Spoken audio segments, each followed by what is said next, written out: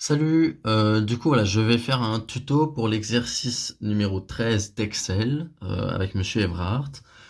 Donc qu'est-ce que c'était l'exercice 13? Il se divise en deux parties. Donc on a le tableau en bleu et le tableau en rose. Voilà, c'est deux parties bien distinctes. Donc on va directement rentrer dans le vif du sujet. Qu'est-ce qu'on a? Voilà, le prof nous donne un tableau avec toute une série de chiffres et il nous dit quoi? Il nous dit de vérifier que, euh, en fait, il nous donne une condition. Il nous dit que ces chiffres-là doivent être plus petits ou égal à 200, mais différents de 1. Dans le cas où c'est vrai, je veux qu'Excel indique oui. Dans le cas où c'est faux, qu'il ne remplit pas ces conditions, je veux qu'Excel indique non. Comment est-ce qu'on va faire ça?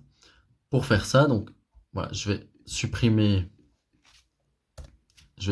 ça, voilà.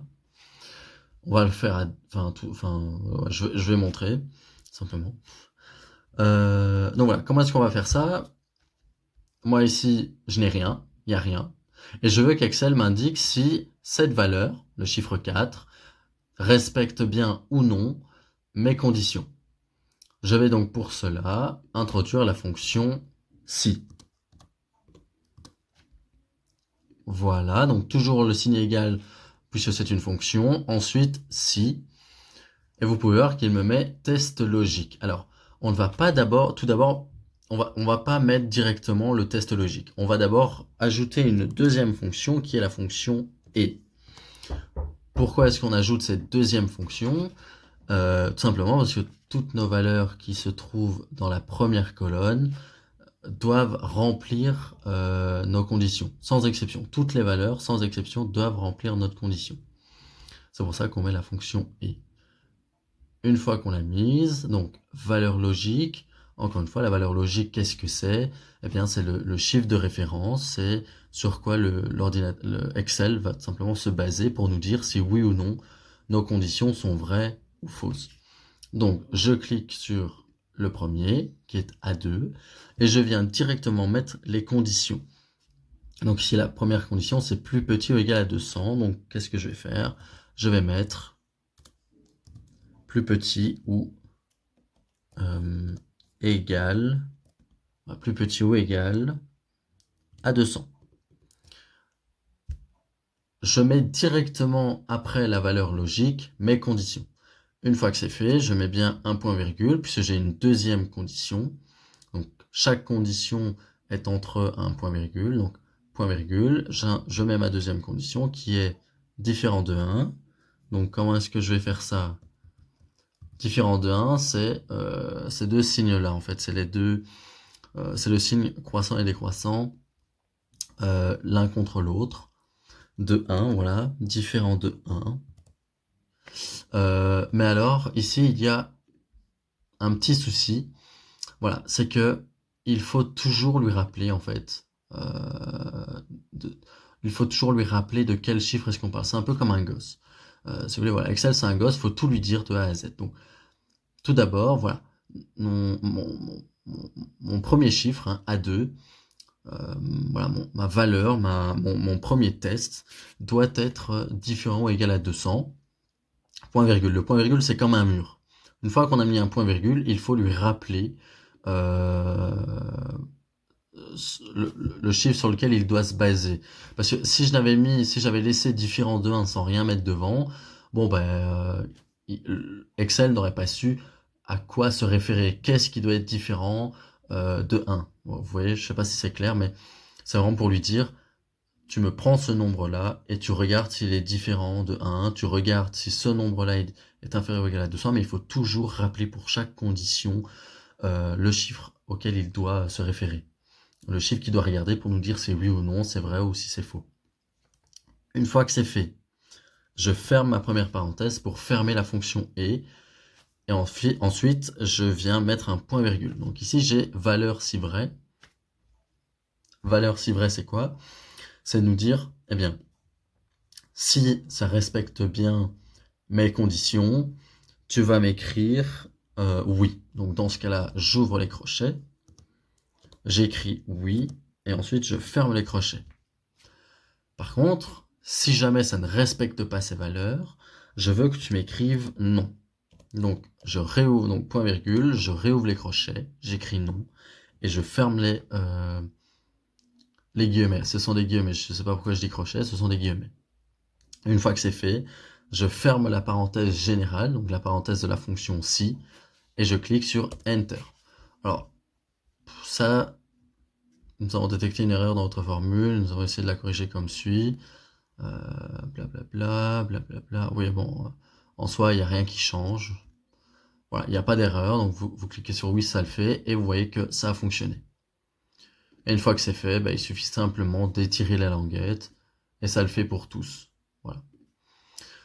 Alors, ça, c'est dans le cas où on a donc une série de chiffres, et que cette série de chiffres doit, tous, sans exception, convenir à une ou plusieurs conditions, mais je veux dire, la fonction et, c'est vraiment pour nous dire que tous, sans exception, doivent remplir ces conditions-ci. En dessous, le tableau d'en dessous, donc nous avons différentes notes. Voilà, on a Jean, Pierre, Paul.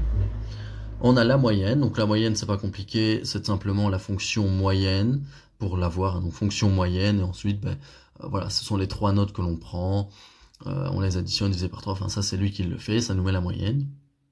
Et en fait c'était quoi l'énoncé? C'était vérifier que les notes, ici, sont bien, il me semble, je ne sais plus exactement ce que c'était, voilà, les notes doivent être supérieures ou égales à 16, mais vérifier que la moyenne était quant à elle supérieure ou égale à 14.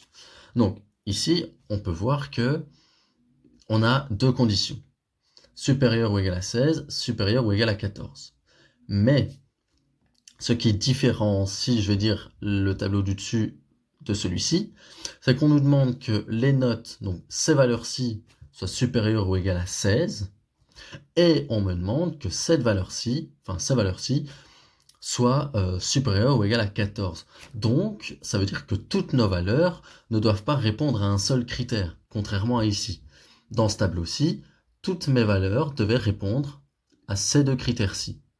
Ici, ces valeurs-ci doivent répondre à leur critère propre, et ces valeurs-ci à un autre critère qui leur est propre. On a donc ici des valeurs, mais nos valeurs n'ont pas le même critère. Et lorsqu'on a deux critères et que toutes nos valeurs ne doivent pas répondre à tous nos critères, puisque voilà, ces valeurs-ci doivent répondre seulement à un seul critère, qui est celui d'être supérieur ou égal à 16. Il ne doit en aucun cas répondre au critère qui est celui d'être supérieur ou égal à 14. Donc voilà, on a en fait, voilà, en fait, on aurait utilisé la fonction si, parenthèse et, s'il nous avait dit que toutes nos valeurs doivent être supérieures ou égales à 14 et supérieures ou égales à 16. Mais ici, non, il nous dit qu'une partie de ces valeurs doit être supérieure ou égale à 16 et que l'autre partie supérieure ou égale à 14. Donc on a vraiment, je vais dire, une différence. C'est vraiment ça. Je l'ai résumé ici. Voilà, la fonction si et ou. Alors le et prédomine, parce que voilà, l'une des valeurs au moins doit être vraie. Une des conditions respectées. À ne pas confondre avec la fonction si ou et, le ou d'abord. Dans ce cas-là, toutes les valeurs doivent être respectées. Tout simplement parce que ici, on a le ou. Donc, on utilise le et ou lorsque l'une des valeurs doit être respectée, ce qui est notre cas ici. Ici, eh bien, l'une des valeurs doit être respectée. Pour ceci, c'est supérieur ou égal à 16, et pour la moyenne, c'est supérieur ou égal à 14.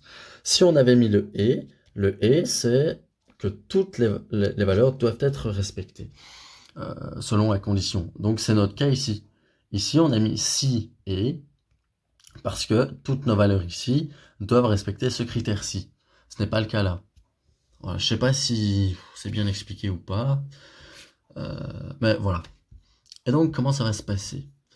Tout simplement, eh bien, je vais, par exemple, je sais pas moi, enlever ceci. Voilà, j'enlève ceci. Voilà, on n'a rien. Donc, qu'est-ce que je vais faire? J'ai enlevé donc la fonction. Je vais mettre mon signe égal pour introduire la fonction. Je vais lui dire que c'est la fonction si, la fonction et la fonction ou. Alors, la fonction ou, pourquoi? Parce que, comme je l'ai dit, au moins une des valeurs doit être respectée. Tout le tableau ne doit pas être supérieur ou égal à 16. Seulement une partie du tableau. L'autre partie doit être supérieure ou égale à 14. Donc on a vraiment deux trucs bien distincts avec chacun une condition bien distincte. Donc voilà, on va faire ça, hein, donc si et ou. Et une fois que c'est fait, comme pour au-dessus, c'est un gosse. Excel, c'est un gosse. Il faut lui dire quelle valeur il va regarder pour ensuite, je vais dire, pouvoir y mettre les conditions et vérifier si oui ou non c'est correct ou pas. Donc, valeur logique, dans notre cas ici, c'était, donc tout d'abord, on part du 4. Première valeur logique, le 4. Le 4, donc c'est une note, elle doit donc être supérieure ou égale à 16. Ensuite, point virgule. Le 10, c'est l'autre note, hein, doit être supérieur ou égal à 16. Point virgule. Le 12 doit être supérieur ou égal à 16. Ensuite, point virgule, le 8, enfin la moyenne, le E15, voilà la moyenne ici. Et c'est pour ça qu'on a introduit la fonction ou, quant à lui, doit être supérieur ou égal à 14. Voilà. Donc en fait ici, on a vraiment nos notes qui doivent chacune être supérieures ou égales à 16. Il faut bien le spécifier pour chacune d'entre elles. Et à chaque fois mettre la valeur de référence, hein, donc B15, C15, D15, pour que l'ordi en fait sache quelle valeur prendre pour pouvoir vérifier si oui ou non c'est bon. Et ensuite le E15, là c'est une autre condition totalement différente. C'est pour ça qu'on a mis le petit OU. Si à la place du OU on avait mis et, eh bien toutes nos valeurs ici auraient dû répondre à un seul et même critère. Donc voilà, tout simplement, toutes nos valeurs auraient dû être supérieures ou égales à 16, ou alors toutes nos valeurs auraient dû être supérieures ou égales à 16 et supérieures ou égales à 14, comme ici.